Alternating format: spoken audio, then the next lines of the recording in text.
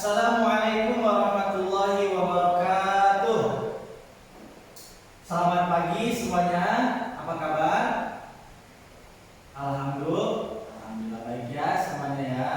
Sehat ya. Baik, alhamdulillah pada hari ini pagi ini kita masih diberikan kesehatan oleh Allah Subhanahu wa taala dan mari kita bersama-sama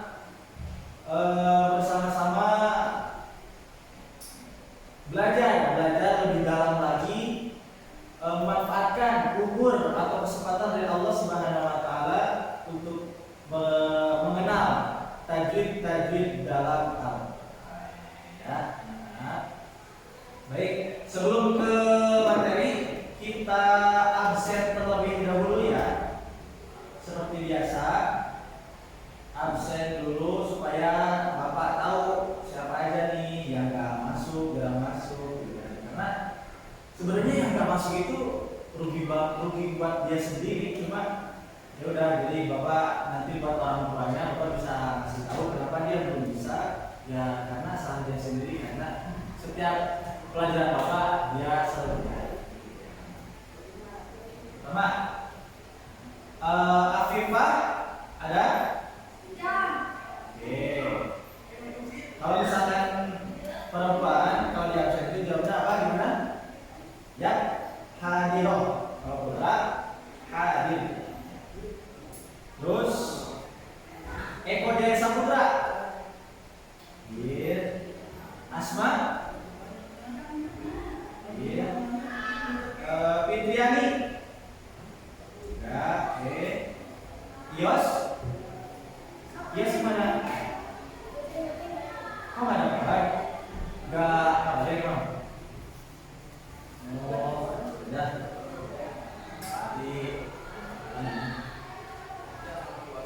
Terus sudah. Maftuhi.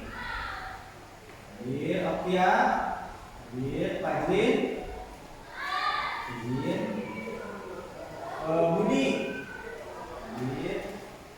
Ya, udah ya semuanya. Alhamdulillah.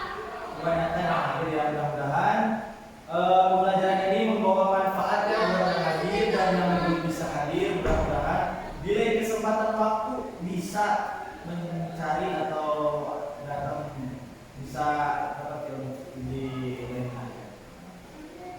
Nah, sebelum ke materi, alangkah baiknya kita baca doa terlebih dahulu supaya menambah kemanfaatan. Mudah-mudahan dari doa kita itu bisa makin berkah dan makin bermanfaat. Ya.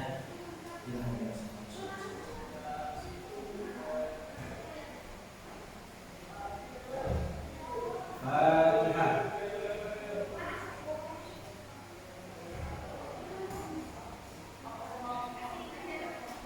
Ikutin Bapak ya.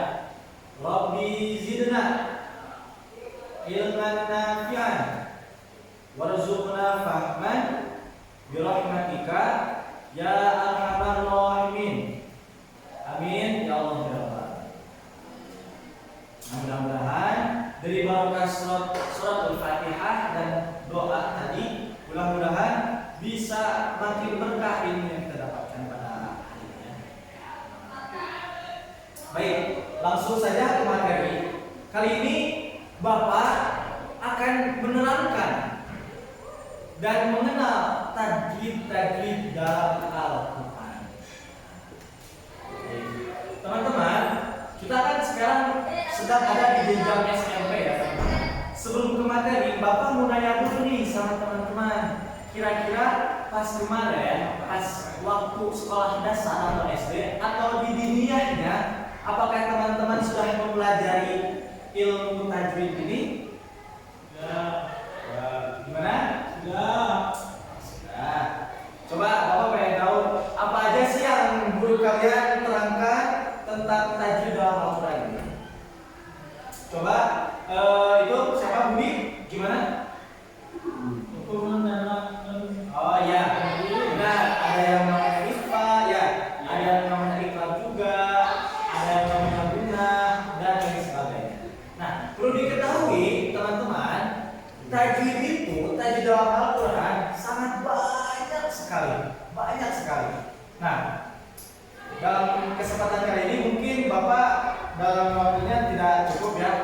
Nanti Bapak akan sedikit-sedikit pelan-pelan. Nanti di pertemuan selanjutnya nanti Bapak akan menjelaskan selanjutnya pada waktu selanjutnya.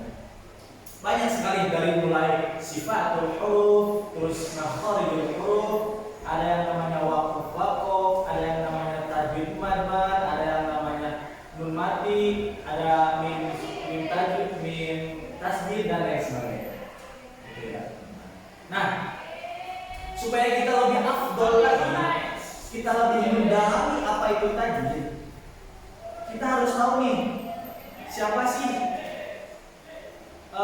apa sih tajwid itu menurut istilah dan menurut bahasa dan istilah. Dan langkah lebih bagusnya kita mempunyai fondasi yang sangat kuat, di mana tajwid itu kita tahu tajwid itu apa dan dalam kitab apa.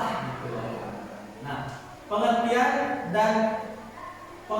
menurut bahasa dan istilah tajwid. Pertama, tajwid menurut bahasa dalam kitab Hidayatul Mustafid. Nah, di dalam kitab Hidayatul Mustafid, tajwid menurut bahasa ya al-isyanu bil jayyid, di mana artinya adalah mendatangkan kebaikan, teman-teman. Nah, di mana kalau kita membaca Al-Qur'an dengan tajwid itu tersebut, maka apa yang kita baca akan mendatangkan kebaikan kepada si pembaca. Nah, kitab Hidayatul Mustafid ini pengarangnya ialah Syekh Muhammad Al-Mahmud Ahmad Dimyati Badiuzzamani. Itu adalah pengarang kitab Hidayatul Mustafid. Di sana banyak banget pengertian tajwid, istilah tajwid menurut bahasa, mau dari nun mati dan sebagainya. Di situ banyak, teman-teman. Kalau lebih mau mendalam lagi ilmu tentang tajwid, boleh dilihat ya teman-teman dalam kitab Hidayatul Mustafid karangan Syekh Muhammad Al-Mahmud Ahmad Dimyati Badiuzzamani. Sedangkan tajwid menurut istilah masih dalam kitab Hidayatul Mustafid adalah ilmun yu'rafu bihi i'ta'u kulli harfin haqqahu wa mustahaqqahu min as-sifati wal hulumi wa ghairi katartiki wa tafdimi wa nahwihi. Yang artinya adalah ilmu yang akan diketahui dengan ilmu tajwid yang diberikan kepada huruf yang berhak menerimanya, baik dari sifatnya, madnya ataupun selain sifat dan mad, seperti tarkib, tafdil dan lain sebagainya. Nah, di sini Syekh Muhammad Al-Mahmud Dimyati Badiuzzamani menjelaskan di mana tajwid itu ilmu yang akan diketahui dalam ilmu tajwid yang diberikan kepada setiap huruf, teman-teman. Ya, jadi huruf itu mempunyai hak-haknya dia. Ya, jadi perumpamannya adalah jangankan huruf. Huruf itu kan kalam dari Allah Subhanahu wa taala. Manusia aja yang tidak sesuai dengan haknya pasti akan marah. Betul apa benar? Ya kan? Nah, gimana misalkan si A itu punya hak 5.000, tapi dikasihnya ternyata 2.000 atau dikorupsi. Apakah si A bakalan marah? Tentu bakalan marah. Nah, apalagi ini Al-Quran, di mana setiap huruf, setiap hukum itu mempunyai hak-haknya masing-masing, teman-teman. Tidak boleh disamaratakan, tidak boleh seenaknya baca Al-Quran. Semuanya ada hak-hak dan aturan tersendiri. Berarti kalau misalkan Bapak terlalu cepat menjelaskan atau belum mengerti, boleh ajukan tangan dan bilang ya belum mengerti. Lanjut.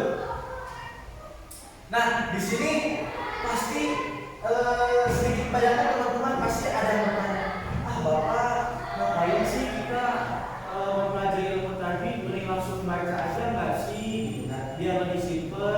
Aku pengennya baca aja, nggak mau pengen tahu hukum tajwid. Nah, di sini ada di mana tujuan mempelajari ilmu tajwid tersebut.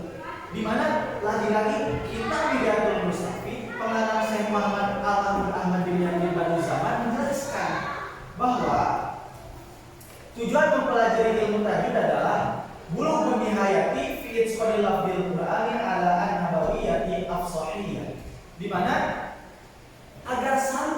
kepada kalimat-kalimat. Jadi kita membacanya itu agar sampai kepada kalimat-kalimat Al-Quran dan meletakkan perkara tadi tersebut yang sudah ada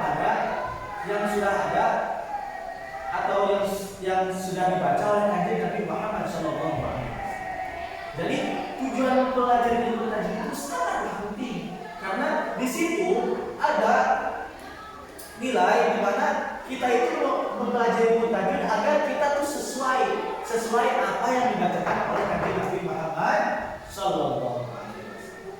Dan yang kedua, tujuan mempelajari ilmu tajwid ialah menjaga lisan dari kesalahan membaca Al-Quran. Kita tidak akan tahu salah dan kita tidak akan tahu benarnya itu tajwid kalau kita tidak tahu aturan. Nanti teman-teman, lanjut ya. Nah, dari banyaknya tajwid, dari banyaknya hukum tajwid, dari sifatul huruf, makharijul huruf, dari bab-babnya huruf, dari tafsir-tafsirnya huruf, mawaqaf-waqafnya huruf dan sebagainya. Di sini pada kesempatan kali ini Bapak akan menerangkan, akan menjelaskan sedikit demi sedikit hukum nun mati dan tanwin. Jadi pada kesempatan kali ini kita akan membahas yang namanya hukum nun mati dan tanwin. Di mana nun mati dan tanwin ini ada 4 menurut kitab Tuhfatul Atfal dan Ghazali. Kalau santri-santri pasti tahu ya.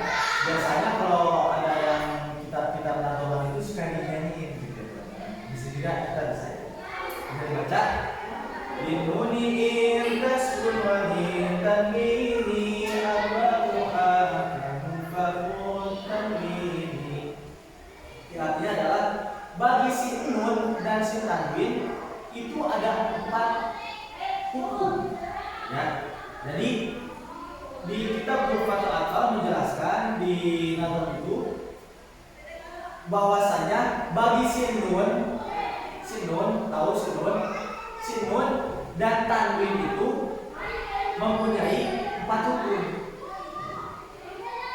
Di antaranya ada fal awwalu lidharu qabla al-arfi lil hakisi tibas fatarifi. Yang pertama adalah yang kedua ada wa tami'in gomun bisir katin atas miyal maluna dahu waisabakat. Itu yang kedua. Yang ketiga wa tami'in gomun bisir. Bukan. Yang ketiga adalah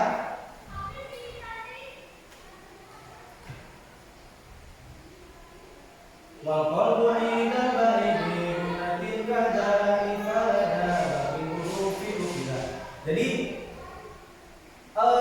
hukum nun mati dan tanwin itu ada 4, di antaranya ada idgham, idgham, iqlab dan ikhfa. Nah, yang kedua opsinya adalah dari kitab Jazariyahnya wa hukmu tanwin wa nunin yulfa idharuin wa qalbun ikhfa. Nah, itu artinya tidak jauh. Intinya adalah bagi si nun dan tanwin itu ada yang pertama ada yang namanya idhar, iqlab, idhar, idgham, iqlab dan ikhfa. Nah, kita masuk ke pembahasan ya teman-teman. Boleh yang bawa buku boleh dicatat, harus yang bawa buku. Coba siapa nih yang gak bawa buku pas pelajaran kayak gini? Ayo. Emangnya yakin bakal langsung hafal? Bawa nggak? Bawa pada bawa buku nggak? Bawa awas bawa buku tapi belum bawa pulpen. Ya, silakan dicatat teman-teman. Kita akan menjelaskan secara ringkas atau secara singkat hukum nun mati dan tanwin. Baik teman-teman, silakan disiapkan, dibuka bukunya, langsung dicatat ya. Nanti bapak, pokoknya habis pelajaran bapak, nanti bapak akan mengecek buku teman-teman ya. Kita langsung praktek ya teman-teman, supaya kita pulang dari sini kita sedikit banyaknya tahu. Jadi tadi kita membahas hukum apa namanya? Hukum nun mati tambah tanwin fathah mau tanwin kasroh atau tanwin lupa. Nah teman-teman, hukum nun mati dan tanwin ini di mana-mana ada nun mati ya. Misalkan contohnya di sini. Misalkan ada nun mati, setelahnya itu ada huruf, misalkan huruf ba yang berharakat ya teman-teman. Ada huruf nun mati, setelahnya ada huruf ba misalkan. Itu termasuk hukum di hukum nun mati dan tanwin. Dan setelahnya di bawahnya ada nun yang bertanwin fathah atau nun yang bertanwin kasroh atau nun yang bertanwin dhammah. Setelahnya ada huruf yang berharakat, misalkan ta. Nah, ini juga salah teman-teman. Di mana ada nun mati, jadi harus diingatkannya adalah di mana-mana ada nun mati atau tanwin, pokoknya ada tanwin, setelahnya ada huruf yang berharokat, itu namanya adalah hukum nun mati dan tanwin. Ya, teman-teman. Berarti semuanya. Nah, hukum nun mati dan tanwin ini tadi Bapak sudah menjelaskan di mana hukum nun tanwin dan mati ini dibagi menjadi 4. 1, 2, 3, 4. Yang pertama tadi apa? Ya, idhar.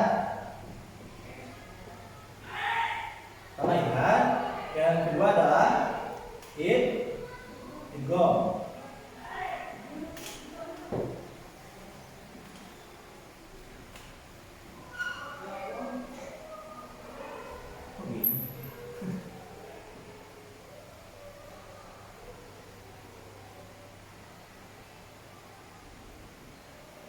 Yang ketiga ada yang namanya iqlab. Dan yang terakhir ada yang namanya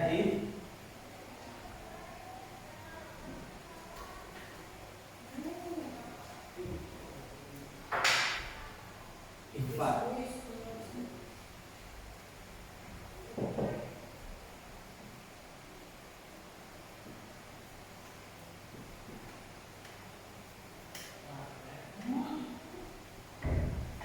Nah, jadi nun mati dan tanwin itu dibagi menjadi 4 teman-teman. Yang pertama ada yang namanya idhar, 2 idgham, yang ketiga iqlab, dan yang keempat adalah ikhfa. Semuanya mempunyai teori masing-masing. Ingat teman-teman, semuanya mempunyai teori masing-masing. Yang dimana ini punya yang namanya teori al-bayan, yang artinya jelas. Kedua ada yang namanya ini idkhulu syai' fi syai', memasukkan perkara kepada perkara yang lain. Yang ketiga iqlab, dan yang keempat ikhfa. Itu mempunyai teorinya masing-masing dan aturannya masing-masing. Sudah catat dulu ini, catat dulu. Nah,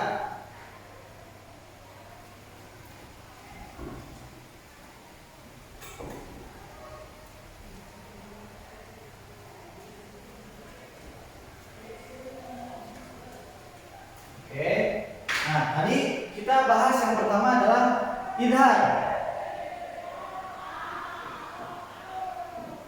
Nah, idhar menurut bahasanya itu adalah al-bayan. Al-bayan artinya adalah jelas. Nah, prakteknya di mana-mana kalau misalkan teman-teman menemukan ini contoh ya, di mana teman-teman misalkan ada nun, setelahnya bertemu idhar. Nah, pertanyaannya adalah huruf apa aja sih idhar itu? Ada di huruf hafal yang taruhnya gini, hamzun fahaun thumma ainun ha'u mumalatani thumma ghainun qa'u. Di mana idhar itu mempunyai 6 huruf. Ya. Ada yang namanya hamzah, ha, Ain, ha, rin, ho. Tulisannya bagus ya. Gak apa-apa. Di mana-mana. Nah, jadi idhar itu mempunyai 6 huruf. Gitu teman-teman. Jadi teman-teman kalau misalkan baca Al-Quran, ada yang namanya nun mati bertemu, di mana teman-teman bertemu yang namanya nun mati, dan setelahnya ada huruf di antara ini, maka misalkan nun yang depannya hamzah, nah ini dibacanya harus jelas, ya. Oke, ngerti? Misalkan lagi nun, kita langsung ke contoh ya. Minha misalkan. Nah, ini kan ada nun mati. Ini ada nun mati bertemu huruf H, di mana huruf H itu termasuk kepada hukum idhar, maka ini harus dibaca jelas. Pokoknya gimana? Jelas minha. Ya, bukan minha, tapi harus minha. Jelas. Nanti teman-teman.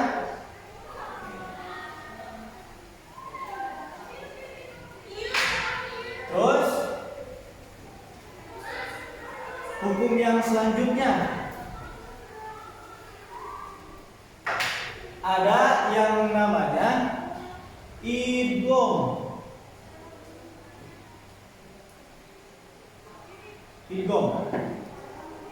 Idgham adalah idkhalus syai' fi syai'.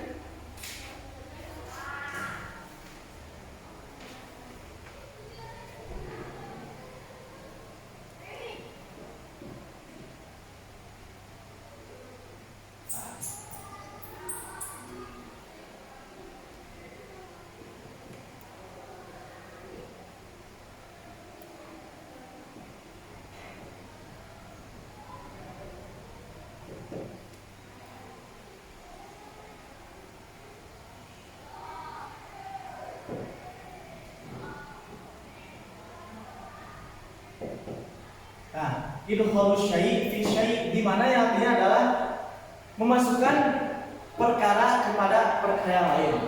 Nah, ini di mana-mana. Kalau misalkan teman-teman ada yang nun mati atau tanwin bertemu dengan idgham, maka harus dimasukkan. Arti dari memasukkan sesuatu kepada sesuatu atau perkara itu adalah di mana nun mati atau tanwin bertemu dengan idgham itu harus dimasukkan. Nah, idgham juga mempunyai hukum, mempunyai huruf. Hurufnya itu ada 6 juga. Bisa digabung jadi ya maluna. Berarti ya, ro, mim, lam, waw, nun. 1, 2, 3, 4, 5, 6. Nah, hurufnya itu ada 6. Di mana teman-teman kalau misalkan ada nun mati atau nun tanwin bertemu dengan salah satu huruf yang maluna itu, maka teman-teman harus dimasukkan. Ya. Misalkan mayyuminu.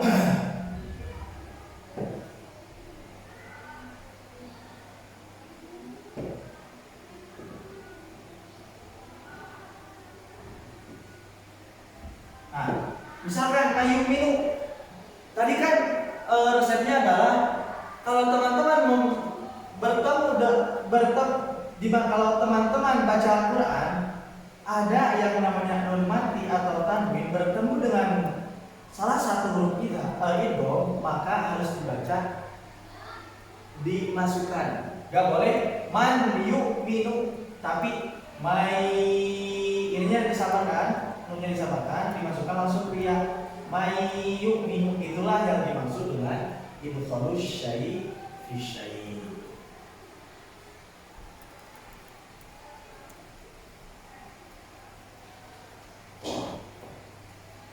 Nah, itu beberapa referensi dari Bapak yang mudah-mudahan ada manfaatnya. Teman-teman jangan lupa tadi tulisannya dibaca lagi, dipelajari lagi lebih dalam lagi, ditanya-tanya lagi. Boleh yang mau langsung bertanya kepada Bapak dipersilahkan ya. Dikarenakan waktunya sedikit lagi, kita lanjut ke materi selanjutnya ya teman-teman.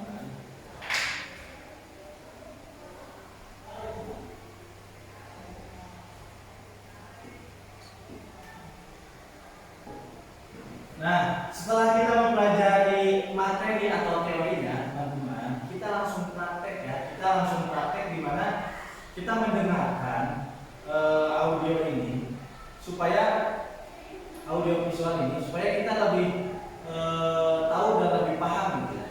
Kita simak bareng-bareng ya. Oh, ini hukum idhar ya teman-teman. Ini dinamakan hukum idhar.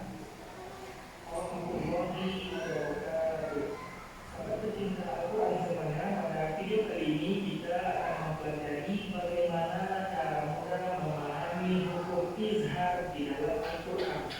Izhar artinya jelas, jadi tidak ada dengung di dalamnya. Kapan itu terjadi? Yaitu apabila ada huruf nun mati atau baris dua di atas atau baris dua di bawah atau baris dua di depan. Salah satu dari tanda yang empat ini berjumpa dengan huruf yang benar, yaitu huruf alif atau hamzah, ha, ain, ha, ghain, kha. Maka huruf yang tadi dia tidak boleh bertemu. Aku lebih mengatakan hukum seperti ini. Bismillahirrahmanirrahim. Contoh pertama, kita melihat ada huruf nun mati, kemudian nun mati berjumpa dengan huruf alif, maka dia merupakan izhar dan tidak boleh berbeda. Amana, jadi salah kalau kita baca dengan menekan di huruf tersebut, dengan menurunkan pada huruf tersebut. Man-a, tapi itu salah, dia tidak boleh bertemu dan harus dibaca jelas. Man. Nah, sudah terbuktikan teman-teman. Jadi idhar itu adalah jelas. Boleh ya dibaca lagi. Coba. Man amana. Kan? Coba teman-teman ikutin Bapak. Man amana. Kedua, an ibadi. Ya, terus ketiga, man khasyiya. Terus terakhir anharo. Nah, jadi idhar itu dibacanya kalau misalkan ada nun mati bertemu dengan huruf yang berharokat itu harus dibaca jelas. Dan sama lagi ya, sama lagi. Amana. Contoh kedua, ada huruf nun mati lagi berjumpa dengan huruf ain. Dia merupakan izhar dan tidak boleh berbeda. An ibadi. An ibadi. Contoh ketiga, ada huruf nun mati berjumpa dengan kha. Kha juga merupakan huruf izhar dan tidak boleh berbeda. Man khasyiya. Jadi setelah membaca mati langsung kita lontarkan, jangan ditekan. Kalau tertekan berarti itu sudah berbeda. Jadi sudah sama. Lanjut contoh yang keempat, ada huruf nun mati berjumpa dengan ha. Ha merupakan huruf yang enam, merupakan huruf izhar dan tidak boleh berbeda. Anharan. Nah, itu sedikit penjelasan di mana itu idhar ya teman-teman. Nah, kali ini tadi kan Bapak sudah menjelaskan kita itu di dalam tadi itu punya sangat banyak sekali aturan-aturannya itu sangat banyak ya teman-teman. Kita masih 1/1000 lah teori atau aturan tajwid dalam Al-Quran. Nah teman-teman kalau misalkan sudah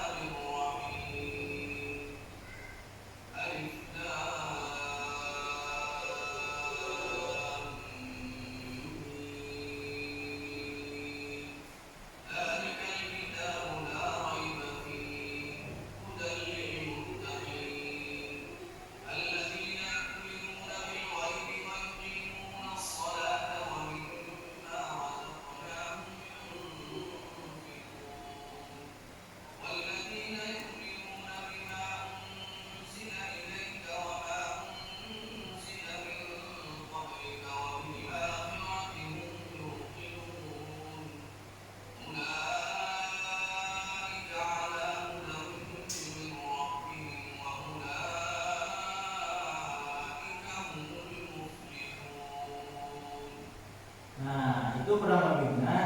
Nanti teman-teman kalau sudah bisa bisa membaca semuanya, nanti teman-teman bacanya bisa seperti itu. Nah, mungkin pertemuan kali ini dicukupkan sekian ya teman-teman. Nanti kalau ada di lain waktu kita bisa membahas materi-materi selanjutnya. Dari Bapak cukup sekian, mudah-mudahan ada manfaatnya ya teman-teman. Nanti kalau misalkan yang belum mengerti boleh bisa ditanyakan langsung secara pribadi kepada Bapak. Mohon maaf atas segala kekurangannya dari Bapak. Sekian. Assalamualaikum.